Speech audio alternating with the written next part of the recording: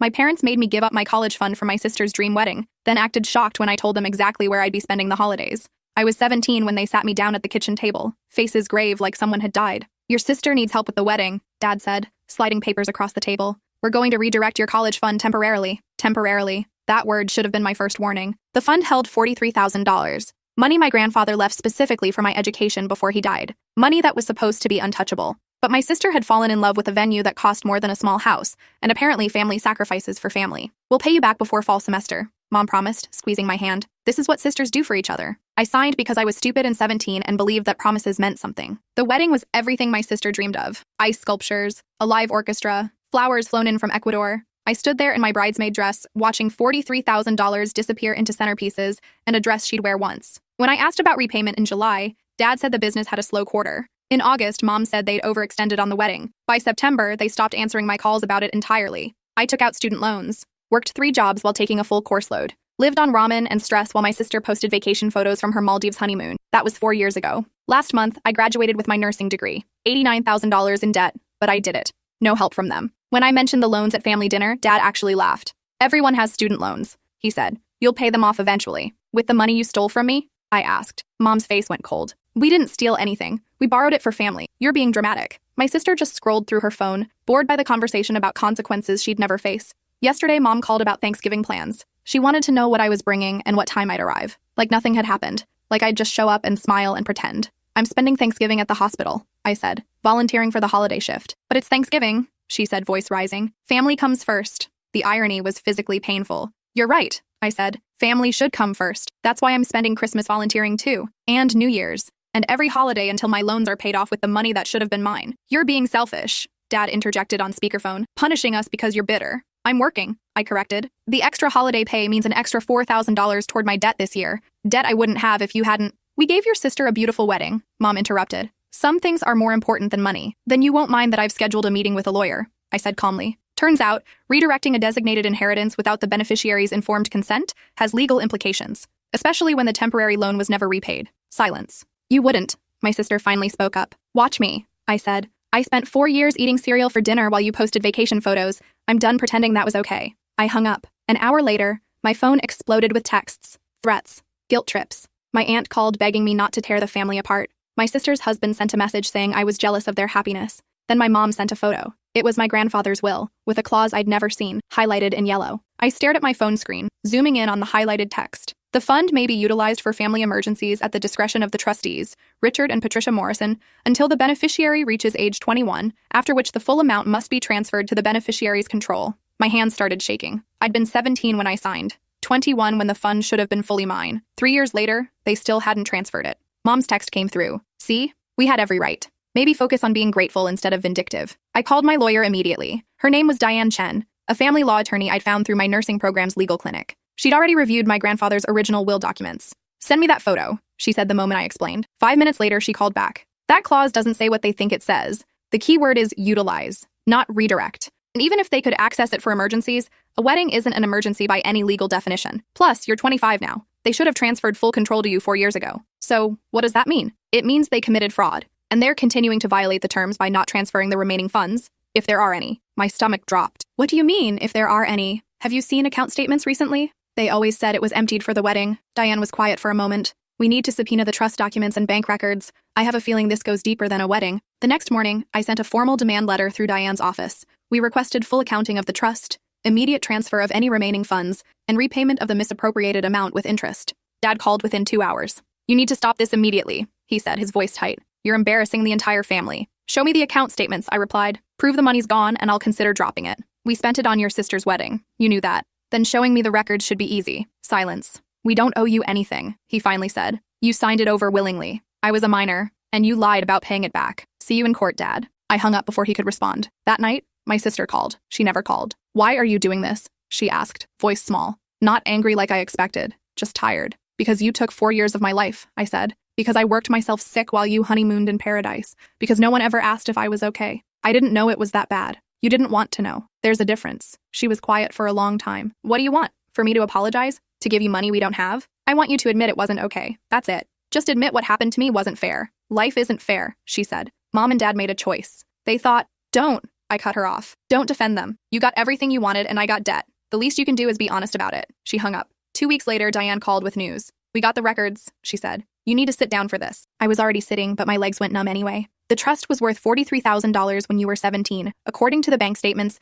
they withdrew $38,000 for the wedding. But here's where it gets interesting. The trust had continued to accrue interest and dividends. By the time you turned 21, it had rebuilt to almost $19,000. My breath caught. They told me it was empty. They lied. And here's the part that's going to make you very angry. They've been systematically withdrawing from it. Monthly transfers, the current balance is $3,700. What did they use it for? Based on the withdrawal patterns and dates, I cross-referenced with public records. New car lease for your father, kitchen renovation, timeshare in Colorado, your sister's student loan payments. The room spun. My sister doesn't have student loans. She went to community college for 2 years, then dropped out. She had $8,000 in loans. Your parents paid them off last year. From your money. I couldn't breathe. They'd paid off my sister's minimal debt while I drowned in $89,000 of loans that should never have existed. There's more, Diane continued. I pulled your sister's wedding vendor contracts. The venue, catering, flowers, the total came to $31,000, not $43,000. I have no idea where the other $7,000 went, but it wasn't spent on her wedding. Can we get it back? All of it, plus interest, plus damages for fraud and emotional distress.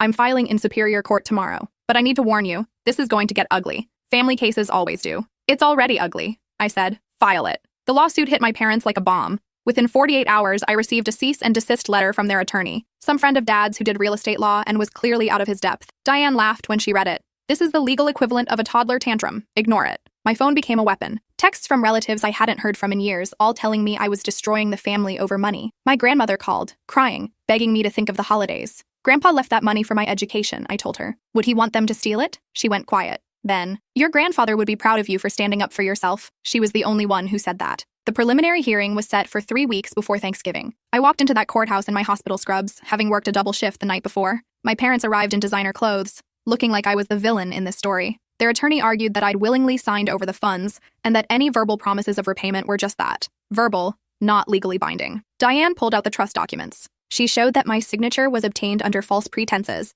that I was a minor at the time, and that my parents had violated the trust by continuing to access it after I turned 21. Then she showed the judge the bank statements. Your Honor, she said, the defendants systematically drained a trust fund meant for their daughter's education, then lied about its balance for 4 years. They used those funds for luxury purchases while the plaintiff accumulated nearly $90,000 in student debt. This isn't a family disagreement. This is financial exploitation. The judge, a woman in her 60s with sharp eyes, looked at my parents over her glasses. Mr. and Mrs. Morrison, do you dispute these bank records? Dad's attorney started to speak, but the judge cut him off. I asked the defendants, not you. My father cleared his throat. We were managing the trust as allowed by the terms. The terms that required you to transfer full control when your daughter turned 21? The judge interrupted. That was 4 years ago. Why wasn't the trust transferred? Mom spoke up. You didn't realize you were supposed to follow the legal terms of a trust? For 4 years? The judge's tone could have frozen water. I'm granting a preliminary injunction. The remaining funds in the trust are to be frozen immediately and transferred to the plaintiff within 48 hours. We'll schedule a full trial to determine damages, 30 days from now. As we left the courtroom, my father grabbed my arm. You're really going to do this?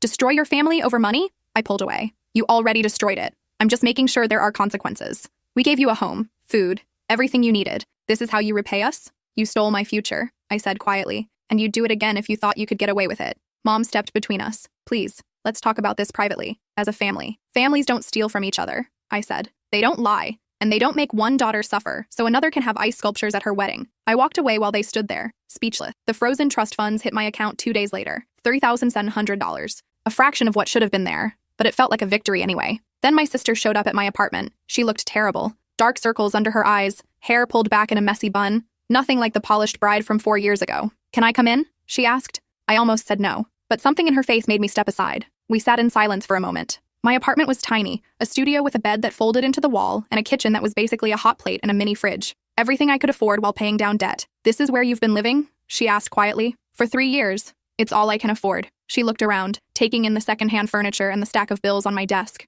I didn't know. You never asked. I know. She twisted her hands in her lap. I don't know what I thought. That you were fine. That student loans were just normal. That you were being dramatic about the money. Your honeymoon cost more than a year of my rent, I said. She flinched. I know that now. I've been looking at the numbers. The lawyer showed us everything in discovery. How much you borrowed, how much you're paying each month, the interest alone. Her voice cracked. I'm sorry. Why are you here? She pulled out an envelope and set it on my table. That's $15,000. It's everything I have in my savings. It's not enough, I know, but it's a start. I stared at the envelope. Why now? Because I can't sleep anymore. Because every time I look at my wedding photos, all I see is your face in the background, and you looked so tired. Because my marriage is falling apart. And when I tried to talk to my husband about what Mom and Dad did, he said you deserved it for being ungrateful." She wiped her eyes. "He said a lot of things that made me realize I married someone who thinks like them. I don't want your marriage to end because of this. It's not because of this. This just made me see what was already there." She stood up. "I'm getting a divorce.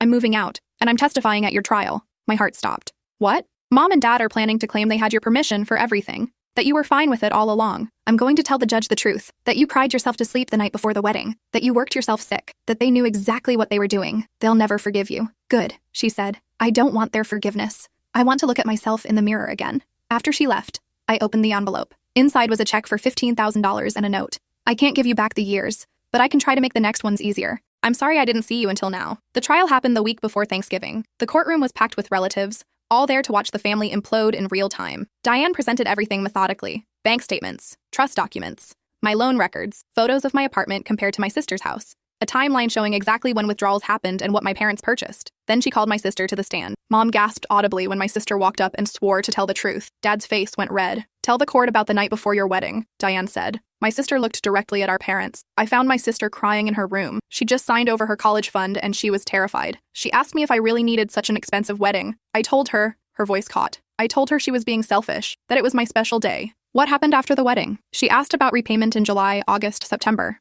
Every time my parents had an excuse. I heard Dad tell her to stop being greedy. I saw the bills piling up in her apartment, and I said nothing because I didn't want to rock the boat. "Did your parents ever intend to repay her?" "No, they said she'd forget about it eventually. That she'd get over it once she saw how beautiful the wedding was." My sister looked at me, tears streaming down her face. "They were wrong. I can't forget what I let happen to her." Dad's attorney tried to discredit her, suggesting she was lying to curry favor with me. But she had receipts. Literally. Text messages between her and our mother discussing the withdrawals. Emails about paying off her student loans with my money. When it was my turn to testify, I brought my nursing badge and my loan statements. "Tell the court how this has affected your life," Diane said. I looked at my parents. I graduated with honors despite working 60-hour weeks. I missed my best friend's wedding because I couldn't afford the bridesmaid dress. I had a panic attack in the hospital cafeteria last month because my loan payment increased. I'm 25 years old, and I've never taken a vacation. Never been on a date that wasn't a walk in the park because I couldn't afford a restaurant. My entire adult life has been shaped by a decision my parents made when I was too young to understand what I was signing away. What would you have done with that money? Graduated debt-free. Maybe studied abroad. Had time to figure out what I wanted instead of just surviving. I looked directly at the judge. My grandfather worked 2 jobs for 40 years to save that money. He told me it was for my dreams. My parents took my dreams and turned them into centerpieces in a kitchen backsplash. Dad's attorney's entire defense crumbled when Diane presented the timeline showing they'd continued to access the trust years after I turned 21, and evidence they'd lied about the account balance. The judge deliberated for less than an hour. "I've seen a lot of cases in my 30 years on the bench," she said when she returned. "But this level of calculated betrayal within a family is particularly disturbing. The defendants didn't just misuse a trust. They systematically exploited their daughter for years, then gaslit her into believing she was the problem. She ordered my parents to pay full restitution, $43,000 plus interest totaling $52,000, plus $40,000 in damages for emotional distress and lost opportunities, plus all my legal fees. You have 90 days to pay in full, or I'll authorize wage garnishment and asset liens," she said. "And let me be clear, if you had simply been honest 4 years ago, you might have avoided this courtroom. Instead, you chose deception, and that choice has consequences." As the gavel fell, my mother started crying. My father sat in stone silence.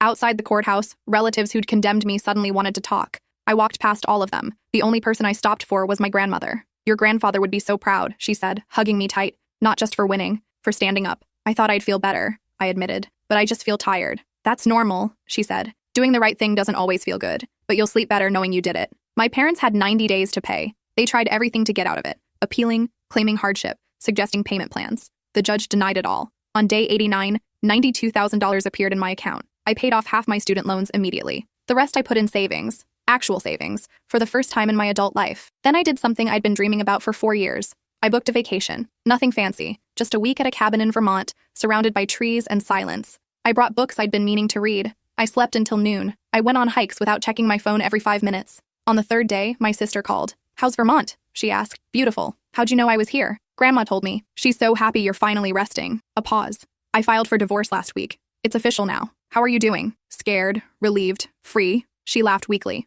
"I'm crashing at Grandma's until I figure things out. She's teaching me to cook. Turns out I've been eating overpriced takeout for 4 years because I never learned." "You never had to," I said gently. "Yeah, that's kind of the problem, isn't it? I never had to do anything hard, so I never learned how." She sighed. "I'm starting community college in January, social work. I think I want to help people who are in situations like you were, stuck and invisible. That's good, I said. Really good. Mom and Dad aren't speaking to me. Yeah, they're not speaking to me either. We should start a club, she said. And for the first time in years, I heard her actually laugh. Thanksgiving arrived. I didn't volunteer at the hospital like I'd threatened. Instead, Grandma invited me and my sister to her house. Just the three of us. We cooked together, me teaching my sister how to make stuffing, Grandma directing traffic and telling stories about Grandpa. It wasn't the big family gathering with the fancy table settings. It was better. As we sat down to eat, Grandma raised her glass. To missing the people who should be here, she said, and to appreciating the ones who are. We clinked glasses. And for the first time in 4 years, I felt something like peace. My phone buzzed. A text from my mother. We need to talk. This can't continue forever.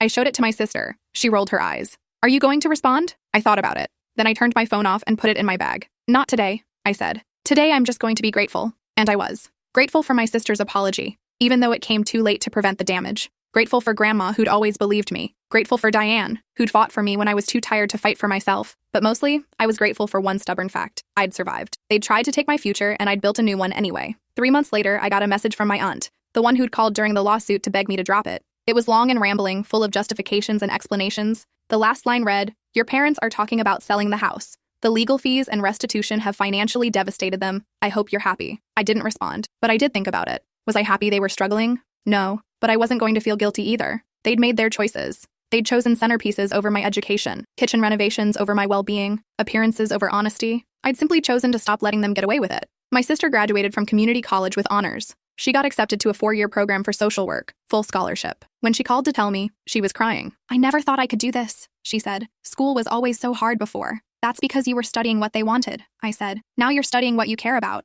"Thank you," she said, "for not giving up on me, even when I didn't deserve it." "You're my sister," I said. "I was always going to. I just needed you to see what they did was wrong." "I see it now," she said. "I see a lot of things now." We both moved forward. Her with her degree, me with my nursing career and dwindling debt. We had dinners together every few weeks, slowly rebuilding something that felt like family, but healthier this time, with boundaries and honesty. My parents eventually sold the house. They moved into a small condo and stopped attending family gatherings. They sent a few guilt trip emails that I deleted without reading. My sister blocked them entirely after they sent her a bill for raising her and demanded she repay them for her childhood expenses. "They've lost their minds," she said when she showed me the invoice. It included line items for groceries, school supplies, and emotional support. "Or they finally revealed who they always were," I suggested. 2 years after the trial, I paid off my final student loan. The day I made that last payment, I sat in my car in the bank parking lot and cried. Not sad tears. Relief. I'd done it. Despite everything, I'd done it. That night, my sister took me out to dinner, her treat, at a restaurant we never could have afforded before. She'd gotten a job at a nonprofit helping women escape financial abuse. "You inspired me," she said as we ate.